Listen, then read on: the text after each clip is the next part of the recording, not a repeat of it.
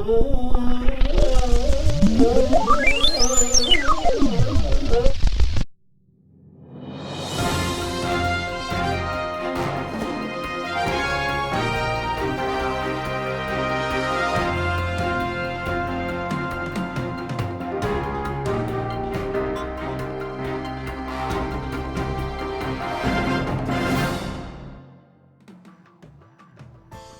is a series where I tell you a story, its subsequent theories and explanations, and then I'll let you make up your mind. Today is going to be a great one. It's about alien abduction.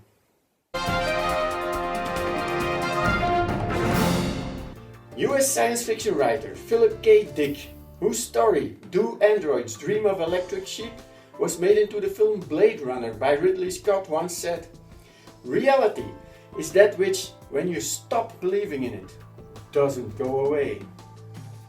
In 1961, a couple driving home from New Hampshire one night claimed to have seen a UFO and lost a couple of hours. And thus, the case of Betty and Barney Hill started the modern history of the alien abduction phenomena. Compelling about many of the abduction stories is the amount of similar, highly detailed information. The detailed descriptions include passage to and from the craft, physical procedures, tests and surgical type instruments, and descriptions of the aliens themselves. Many of the different abductees never met and claim never to have heard of these stories in the media. Where are they from? Another planet?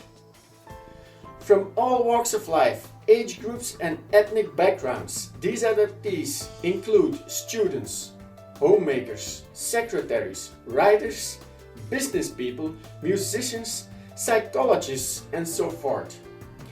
Interestingly enough, many of them seek therapy not because they had an abduction experience, but for a wide variety of complaints, such as vivid recurring nightmares, general anxiety, panic attacks, intense feelings of helplessness or vulnerability, and strange memories that cause them to question their sanity. Another common complaint is missing time, a period of time they cannot account for. It's called an alcohol-induced blackout, no?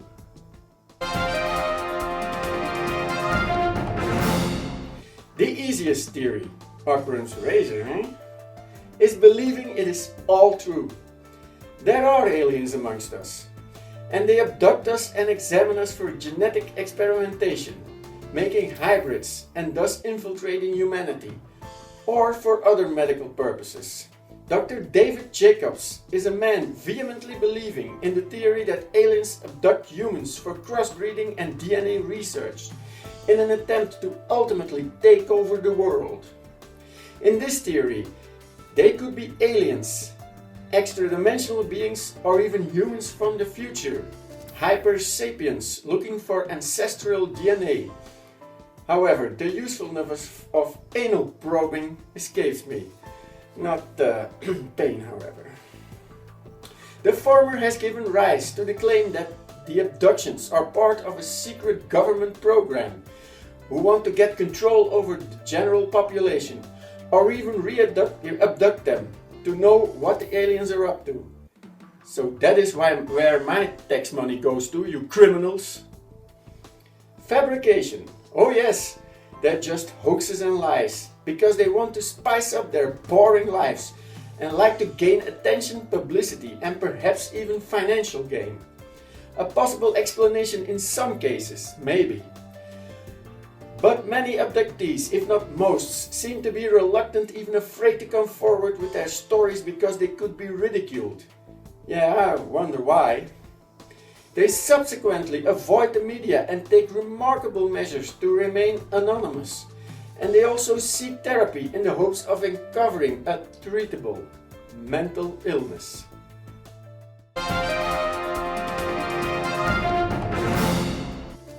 Over the years, several theories involving the psychology of the human brain have surfaced in an attempt to give a scientific explanation for the alien abduction phenomena. Let's talk about them in more detail. Some of the experiences show symptoms associated with post-traumatic stress, leading some to believe it could be a form of childhood trauma displacement, specifically sexual abuse. Some therapists have attempted to strip away those so-called screen memories to reveal a past history of abuse, however with poor result.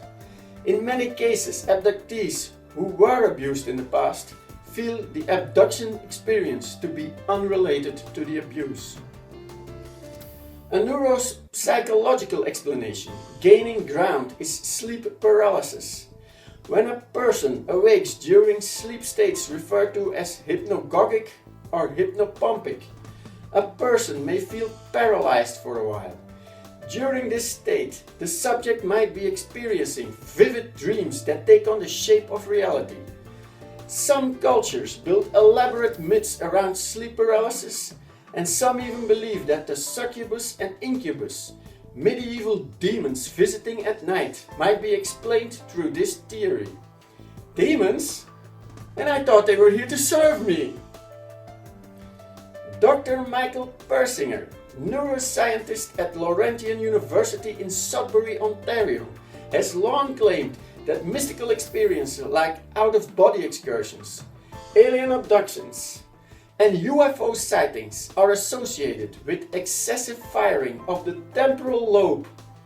Those amongst us who follow me might remember the UFO Lights in the Sky video, where we also talked about this. Epileptics who have this problem sometimes also report déjà vu or hallucinations before seizures, resulting in the belief that people with unstable temporal lobes will have more psychic experiences. Missing is a direct demonstration of this, despite Persinger's God helmet, which he specifically made for this purpose. I'm gonna steal that helmet, and then I'm God. Many, if not most of the subjects, have these abduction memories under hypnosis. And although suppressed memories do exist, many believe that the memories obtained during hypnosis are questionable at best. Subjects under hypnosis are very susceptible to the expectations of the hypnotist, thus creating false memories. John Myers, professor at McGeorge School of Law in Sacramento, states that repressed memories exist. How to differentiate the accurate from the inaccurate is the problem. So I didn't have a relation with Beyonce? Damn it! Some people, not in the least Carl Sagan, suggest that what's happening is a sort of mass psychosis, mass hysteria, or mass hallucination. These forms of contagion do exist, however, Dr. David Jacobs claims they do not fit the alien abduction phenomena because the victims have to know each other for this to happen, which is not the case in this situation. It's mass alcohol consumption. That is more likely. A more bizarre explanation is the idea that they stem from a collective unconsciousness or cumulative memory, certain archetypal memories inherent in all human minds. Carl Jung even went a step further in wondering they might be materialized psychisms, actual physical or paraphysical objects created by the collective unconsciousness. While no evidence of a collective unconsciousness exists, many believe it merits further research. So if somebody does something and then others can remember this, uh-oh.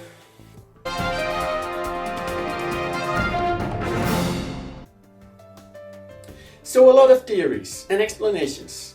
Maybe you can find some others too. I thought these were enough to keep you busy though. And remember, you decide.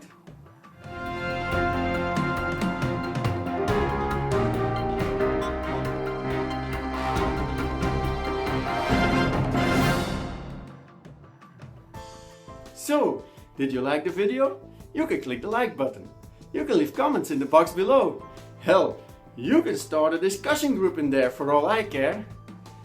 If you haven't already and you want to see more, you can subscribe to my channel. And you can share this on your social media with your friends and people you never heard of.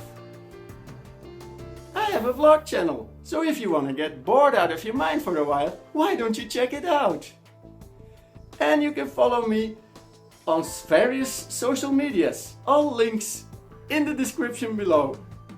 See you next time!